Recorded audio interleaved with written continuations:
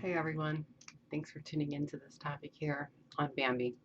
This is actually a viewer's request, and this is kind of a topic today. It even kind of has me in, I guess, a solemn mode as to discussing this because this is going to be more of the hardships or the bad sides of being transgender. This isn't going to be like a happy-go-lucky video. This isn't kind of like one of those, why I'm grateful for being transgender.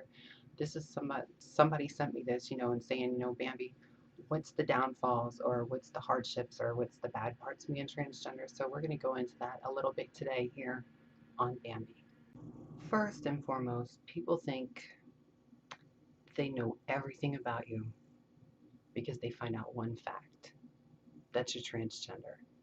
They think that that sums up everything about you, that it sums up your whole life, and that it gives them an explanation to everything about your mere existence. It's just like saying, oh, I know everything about you because you're a girl. Or, oh, I know everything about you because you're a guy. Or, oh, I know everything about you because you're white. Or, oh, I know everything about you because you're black. It doesn't tell you anything. It just tells you about that person happens to be in that situation. They just so happen to be transgender. You just so happen to be male. You just so happen to be female. You just so happen to be black. You just so happen to be white. So a very frustrating part or very hard part of this is that everybody, not everybody, but a lot of people think that just because they find out you're transgender, they automatically know everything about you. They see that the more that you pass, the easier that your life is. Is this true? Yes and no.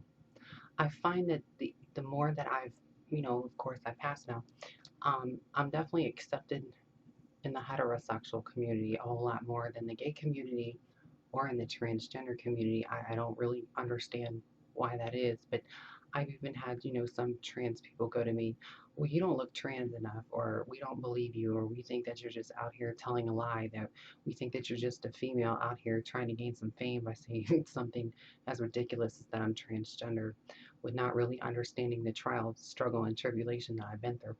So, again, I think that it has both of a blessing and a curse with like the more that you pass. You constantly have people that look at every single thing that you do, judge every single thing that you do, and you feel like you're under a spotlight. I feel like as a transgender person that, perfection is expected out of me. People are constantly looking to fault me or to downgrade me or to downplay me or to look for something masculine just because I was born in the state of that, so they're looking for any way to discredit my identity or discredit, my female um, identity or gender. So people are constantly seeking perfection. So you have to constantly be out here and trying your hardest and um, incorporating so much more fat. Like people in general expect you to be so much more feminine than biological women. It's really ridiculous. Like the constraints or what they expect out of transgender women. That's what makes me really, really sad is they have these unrealistic high expectations of what transgender women are. The most simple of tasks can be really, really difficult. Trying to find a job can be really, really difficult. I remember that trying to get a job before I had my legal name change was like damn near impossible because you would go on job interviews and you had, a male name and you are presenting yourself as a woman. So, my advice to people is that when you're in transition, when you get to the state of you can no longer live androgynous, meaning like you've developed too much or you look too much like your desired role, get your name legally changed because it's going to save you so much hassle from bill collectors, from insurance companies, from this person, from that person, and finding a job. So, I mean, even the smallest tasks for being transgender can be almost impossible. And again, it seems like sometimes the whole entire world just wants to watch you fall. It just wants to watch you fail. It wants to watch you go down the drains because it thinks that you're some kind of joke.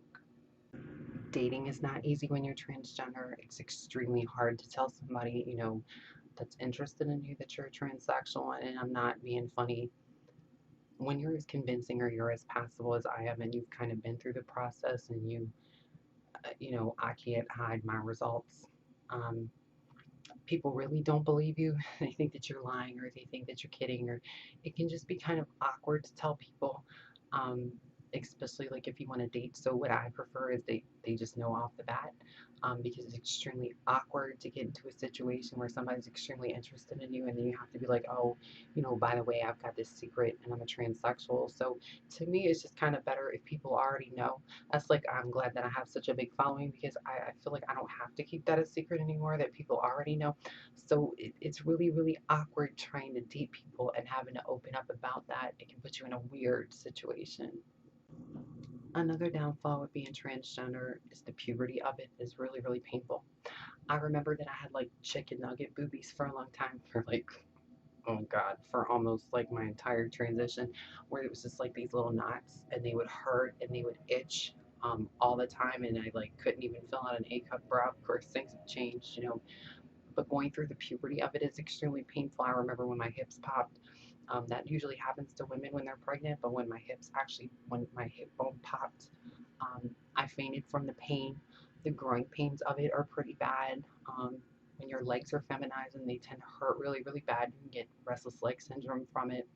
The side effects from the hormones, going through these emotional roller coasters, going through the ups and the downs.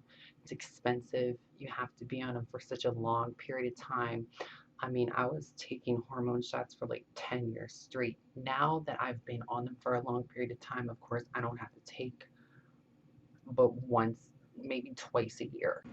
Another thing with being transgender is if you spend like a lot of time in this process, and I'm not saying like a couple years, I'm saying like a really long time in this process, and then you decide, oh, it's not what you want to do, you can't go back.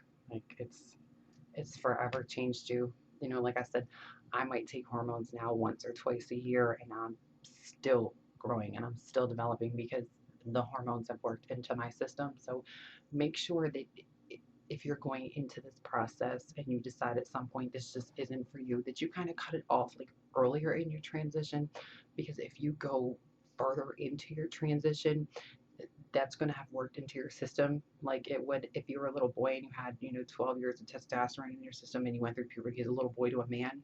Well, if you go from puberty into a woman, it's already worked into your system, so it's going to be extremely hard to revert back. So just kind of make sure that that's what you really want to do, because there are a lot of downsides to being transgender. I think finally, like, I get tired of having to explain myself to people. I get really, really tired of having to just justify my existence, just be like, I'm a human being and I have just as much of a right to live as you do. And actually, if you do your research and you're a research educated person, you'll find that transgender people have been around since the beginning of time.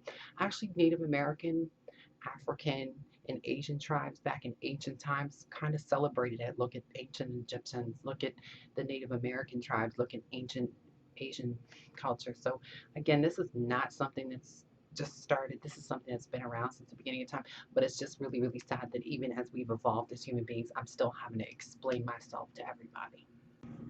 Thanks for tuning into this topic here on Bambie, where I explain to you some of the downsides of being transgender. I feel a whole lot better now that I've gotten some of that off my chest.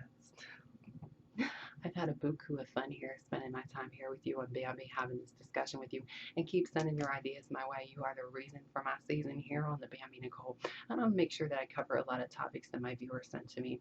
Don't forget to follow me on Facebook, subscribe, like, comment, share, and make sure that you're putting your ideas below, because you're the reason that I'm even out here.